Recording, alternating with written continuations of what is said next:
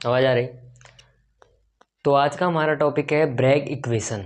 BSc first year का very important topic. कौन सी यूनिट है? Solid state. तो उससे ये टॉपिक है अपना ब्रैग इक्वेशन। इसके बारे में अगर हम बात करें तो अगर आपने ये मेरी बात 2 मिनट सुन ली तो ये जो टॉपिक है ये बहुत कैसे हो जाएगा भाई सिंपल आपके लिए।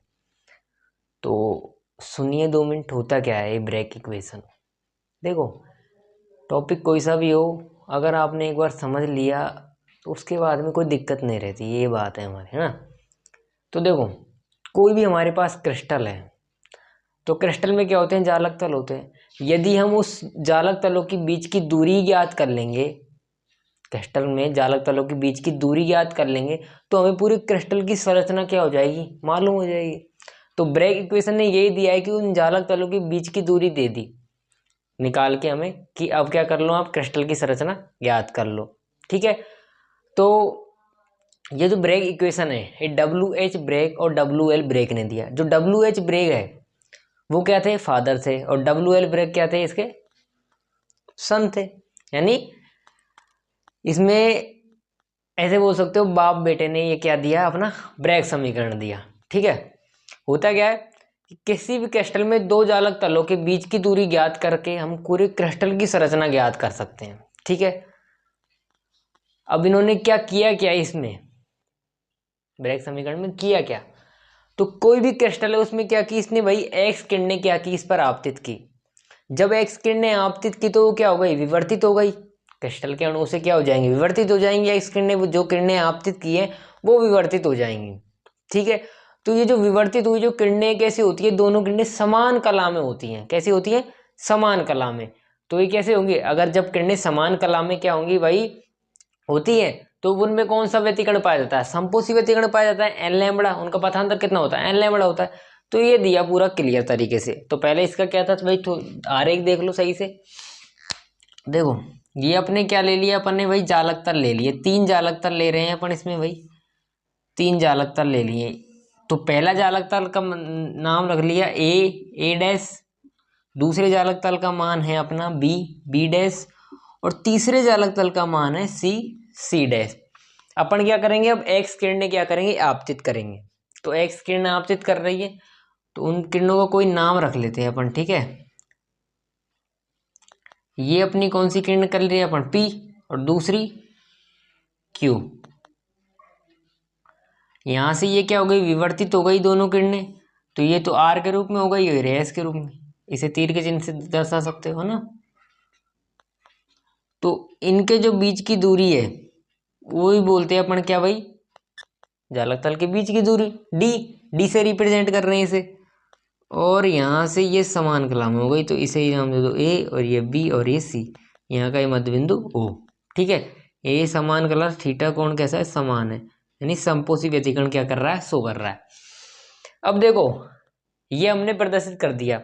अपन डायरेक्शन के साथ मतलब डायरेक्शन कर रहे हैं अपन। तो पहले थ्योरी लिखना इंपॉर्टेंट है। थ्योरी कैसे लिखेंगे कि हमारे पास क्या है? 3 जालक तल हैं। 3 जालक तल कौन कौन से हैं? ए डैश, बी डैश और सी डैश। सिंपल है। क्या किया कि कोई किरण ने पी बी, कौन सी किरण? पी बी क्या की? आपतित की। विवर्तित हो गई कौन सी भाई? B R. फिर क्यू ओ किरण ने आपतित की, विवर्तित हो गई ओ एस। ठीक है। ये इधर कर सकते हो। अब क्या हुआ? हमारे पास पथांतर मिलेगा।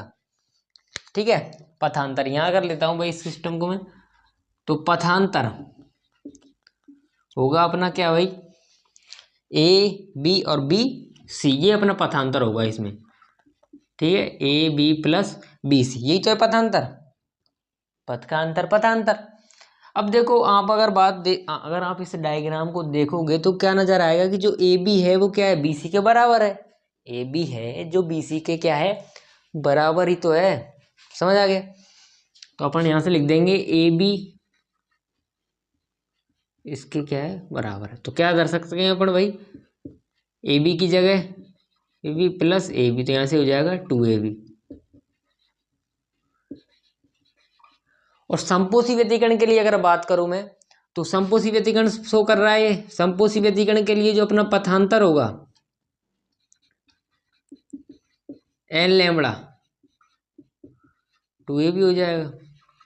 तो ये हमारा क्या हो गया, फर्स्ट समीकरण हो गया कि पथांतर लिया, और पथांतर में अगर हम देखें तो हमने देखा कि जो ए बी है वो बी सी के ही तो बराबर है, तो हमने इसकी जगह भी ए बी रख दिया, 2ab हो गए। और समपोषी व्यतिकरण के लिए समपोषी व्यतिकरण प्रदर्शित कर रहा है अपना ब्रैग समीकरण, तो एन लैम्बडा बराबर हो गया 2ab। तो हमें क्या निकालना है, डी का मान निकालना है इस पूरे ब्रैग इक्वेशन में, ब्रैग समीकरण में हमें ई का मान निकालना है। तो देखो डी का, ठीक है, दो जालक तलों के बीच की दूरी, तो इस डी का मान निकालने के लिए हम इनमें संबंध देखते हैं। त्रिभुज कौन सा ले रहे हैं भाई, ए ओ बी में, तो हम अगर इसमें संबंध देखें तो इसमें हो जाएगा साइन थीटा से संबंध दर्शाया, साइन थीटा लंब बटे कर्ण। अब इसमें लंब कौन सा होगा देख सकते हो आप, त्रिभुज ओ ए बी में ए बी होगा, कर्ण कौन सा होगा भाई, ओ बी होगा। अब देखो ओ बी, जो ओ बी का मान होगा, ओ बी बीच की दूरी क्या है, डी है, स्मॉल डी से प्रदर्शित कर रहे हैं अपन हम, तो यहाँ से अगर ए बी का मान निकालेंगे तो यहाँ से हो जाएगा साइन थीटा, वो साइन थीटा डी, ठीक है। समीकरण एक कौन सा है, बनाओ ये रहा, तो इसमें क्या करेंगे, मान रख देंगे समीकरण एक से, ठीक है।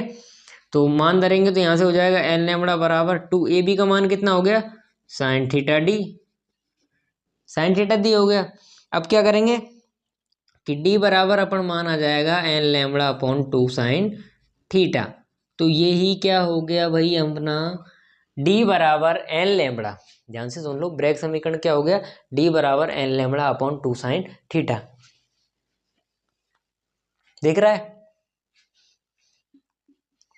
यही क्या है अपना ब्रैग समीकरण। दिक्कत आई कुछ, मुझे तो नहीं आई, आपको आई तो एक बार दोबारा से देख लो। किरणें आपतित कर रहे हैं, पथांतर देख रहे हैं, समपोषी पथांतर ये शो कर रहा है, समपोषी व्यतिकरण ये शो कर रहा है, इसलिए समपोषी व्यतिकरण का जो पथांतर है वो एन लैम्बडा अपॉन 2ab हो गया। अब हमें ए बी का मान ज्ञात करने के लिए, या डी का मान हम ज्ञात कर रहे हैं, तो अपन इसमें संबंध देख सकते हैं ए बी और डी का, तो यहाँ से साइन थीटा में शो कर रहा है ये, तो ए बी का मान ये रहा, और इसी समीकरण एक में रखा, तो यहाँ से ये मान आ गया डी बराबर n lambda upon 2 sine theta.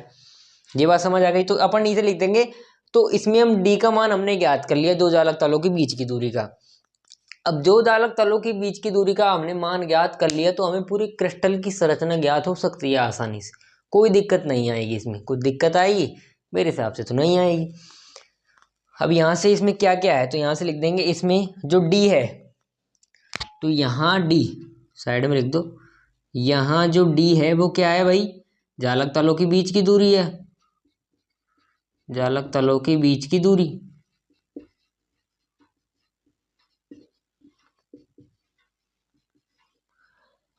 N क्या है, विवर्तित होने वाली किरणों की संख्या,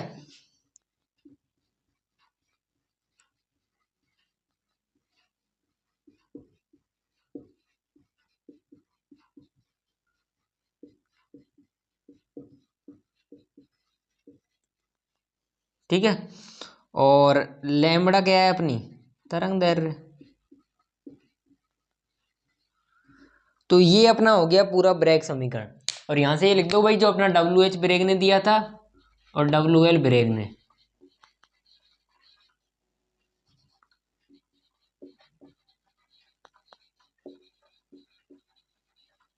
ये तो फादर हुए थे सन।